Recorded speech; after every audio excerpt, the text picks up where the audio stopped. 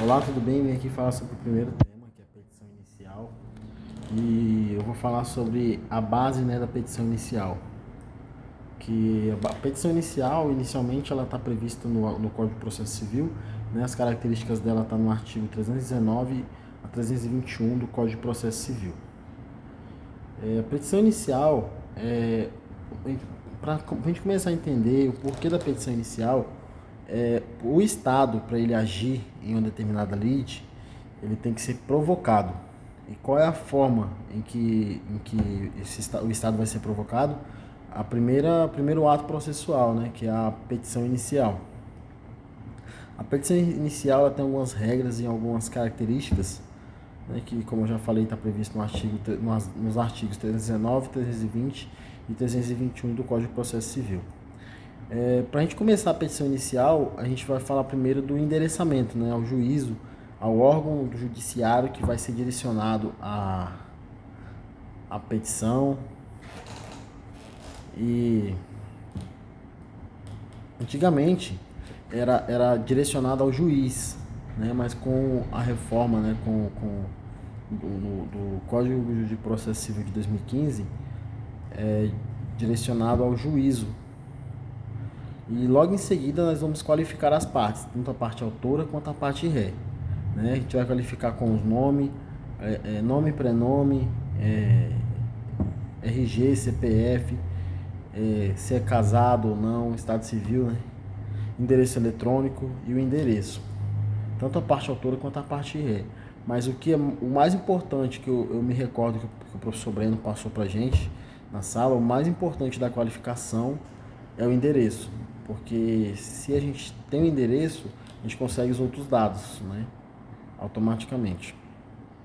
Logo após do endereçamento, nós vamos falar sobre os fatos e fundamentos jurídicos.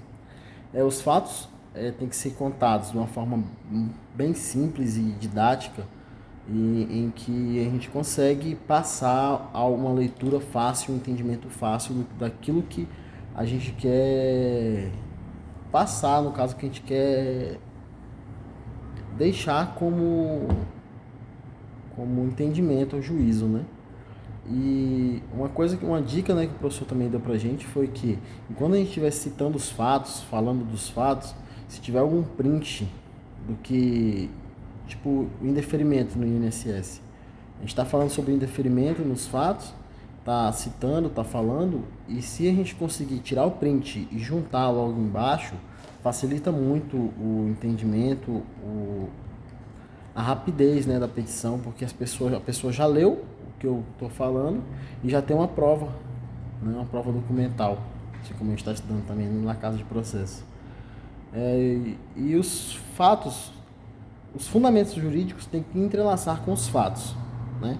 Tudo que eu cito nos fundamentos tem que entrelaçar, tem que mostrar que aquilo já é lei ou aquilo já foi entendido por algum juízo, tem alguma jurisprudência ou algo do tipo sobre aquele assunto, né? Eu tenho que mostrar nos fundamentos jurídicos também. No caso, eu vou entrelaçar os fundamentos jurídicos com os fatos, né? E chegando mais logo um pouquinho na frente, os fundamentos jurídicos e os fatos, eles vão dar força para o meu pedido, né? Que é a fase principal, que é o ponto principal da petição inicial. Tem muitos juízes, né, que eu acompanho, sigo no Instagram, algo do tipo. Toda vez que eles abrem aquelas caixinhas de perguntas, sempre tem uma pergunta assim: qual é o primeiro tópico que você olha na petição inicial? A resposta sempre é a mesma, eles sempre olham os pedidos. Então, o pedido é o coração da petição inicial, porque no pedido ele vai saber se é da competência dele ou não, então ele já vai conseguir economizar tempo, né? Porque se não for da competência dele, ele já estiver analisando a petição desde o início, perdeu tempo, infelizmente. Os pedidos eles têm que ser certos e determinados, né, conforme previsto em lei, conforme o professor também explicou em sala. São vários tipos de pedidos, né, os pedidos cumulativos, mas nós não vamos entrar no mérito dos pedidos por enquanto, né? E na petição inicial também tem que ter o valor da causa. que é do valor da causa que vamos tirar o recolhimento das custas, né, processuais. Então a gente tem que ter muita atenção no valor da causa, calcular bem e saber o que a gente está fazendo. Valeu, muito obrigado. Esse foi o primeiro vídeo.